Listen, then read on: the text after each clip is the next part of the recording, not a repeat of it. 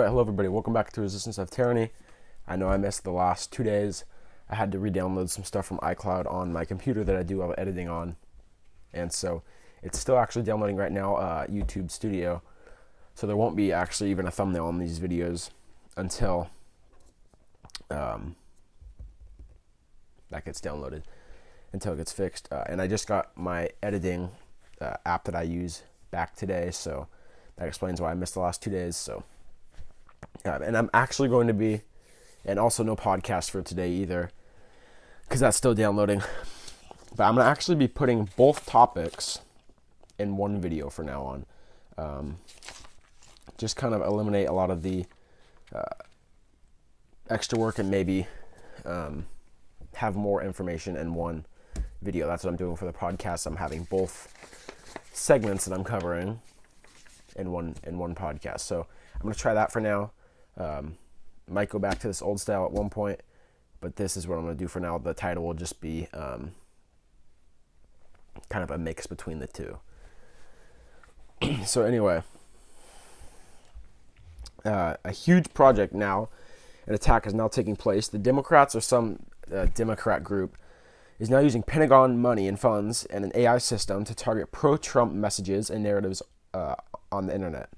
This project is called, quote, Defeat Disinfo. Trump as disinfo, I don't understand what they're thinking there, but they are leftists and basically have no brain. Literal zombies. A creation of entrepreneur Chris Hoagland was initially founded by the Pentagon's top secret DARPA, which is the Defense Advanced Research Project Agency, with the goal of the technology to identify and counter online narratives from Islamic extremists. You see those all over Facebook too.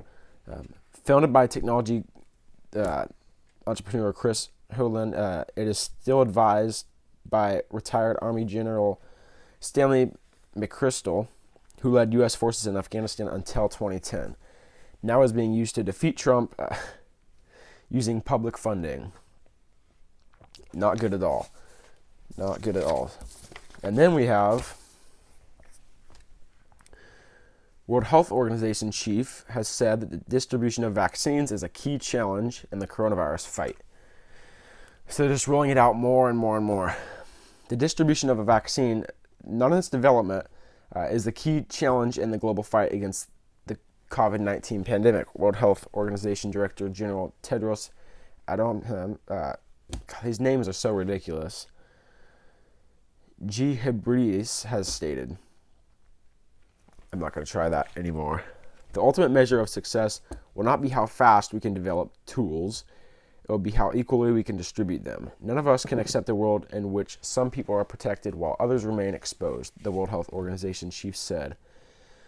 Speaking at the fundraising conference on Monday, which aims to raise at least 7.5 billion euros, or $8.2 billion, for research into the vaccine and treatments for the coronavirus. Guterres called for the development and production of inexpensive testing kits, vaccines, and other treatments. When a lot of them, like hydrochloroquine, you can just get much easier, but they're making you beg for it. That's the whole part of the plan. These new tools will help us to fully control the pandemic and must be treated as a global public goods available and affordable for all. So a welfare system for treatment that doesn't even work. So we have scientists from all around the world working on a potential vaccine who wholeheartedly, because they have no connection to Bill Gates, they're working on them wholeheartedly, believing that, because a lot of the scientists don't even know what they're taking part in, but they're actually working on developing something, even though it already exists, and it's not their fault at all. They're trying to find something.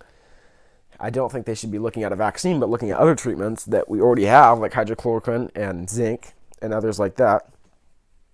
But it's just like, of course they have it patented, but they're going to make you beg for it first.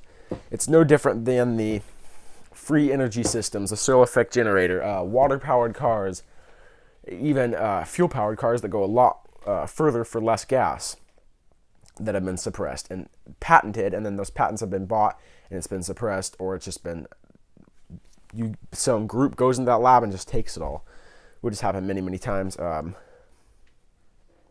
Bill Colby was one of them, I believe. John Searle, Nikola Tesla, one of the most famous. After his death, actually, all of his research was seized, basically. We still have some of his technology now, but only the stuff that people can still profit off of, not his free energy type stuff. But that's just like people working on it now, which there are people working on it now.